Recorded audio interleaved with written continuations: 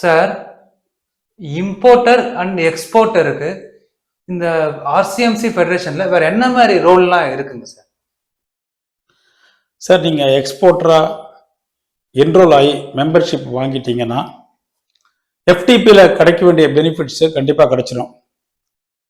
டிஜிஎஃப்டியில் நீங்கள் அட்வான்ஸ் ஆத்தரைசேஷனோ இபிசிஜியோ நீங்கள் வாங்கும்போது இந்த ரெஜிஸ்ட்ரேஷன் மெம்பர்ஷிப் சர்டிஃபிகேட் வந்து ஒரு மேண்டேட்டரி சர்டிஃபிகேட்டாக அவங்க இன்சிஸ்ட் பண்ணுவாங்க.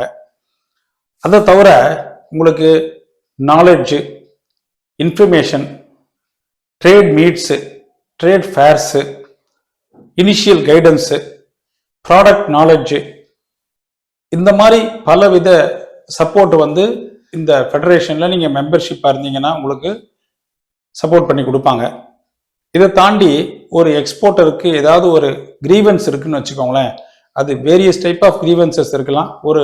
ஒரு அப்ளிகேஷன் ஒரு டிபார்ட்மெண்ட்டில் போட்டிருப்பீங்க, அப்ளிகேஷன் நகரத்துக்கு லேட் ஆகலாம். அப்போது கண்டிப்பாக உங்களுடைய கிரீவன்ஸை வந்து அவங்க ஃபெடரேஷன் வந்து எந்த பர்டிகுலர் டிபார்ட்மெண்ட்டில் அவங்க அப்ளிகேஷன் தொங்கி நிற்கிறதோ அதுக்கு உண்டான ஃபெசிலிட்டேஷனை பண்ணி அந்த அப்ளிகேஷனை ப்ராசஸ் பண்ணுறதுக்கு உண்டான வழிவகைகளை உடனுக்குடன் செஞ்சு கொடுத்துருவாங்க.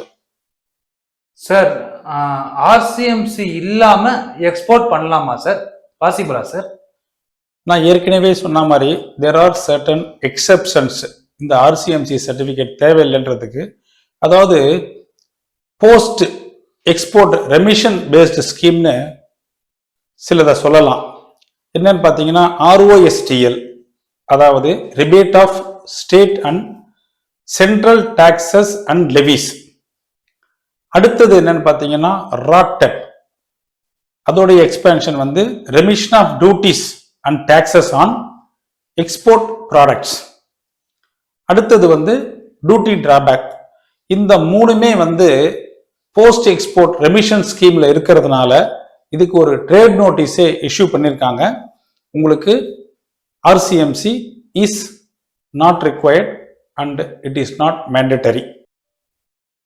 சார், ஆர்சிஎம்சி அப்ளிகேஷன்ல ஃபீஸு எப்படி பே பண்ணணும் சார்?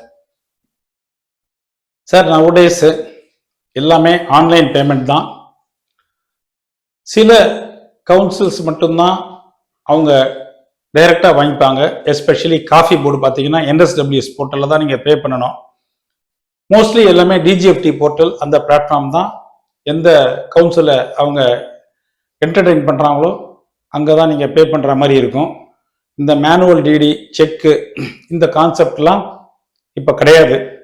இன்கேஸ் உங்களால் ஆன்லைனில் அந்த பிளாட்ஃபார்மில் பே பண்ண முடியலைன்னா நீங்கள் அந்த பர்டிகுலர் கவுன்சிலுக்கு ஒரு ரெப்ரசன்டேஷன் கொடுத்தீங்கன்னா they may guide you properly for an alternative mechanism. நம்ம இன்னைக்கு RCMC registration come membership certificate for exporters அதை பற்றி தான் நம்ம பார்த்தோம். இதனால என்ன பெனிஃபிட்ஸு, அட்வான்டேஜஸ் எல்லாத்தையும் நம்ம டீட்டெயில்டாக பார்த்தோம். சிஹெச்ஏ கிளப் இந்தியா சேனலை தொடர்ந்து பாருங்க, வாட்ச் பண்ணுங்க, சப்ஸ்கிரைப் பண்ணுங்க. தேங்க்யூ.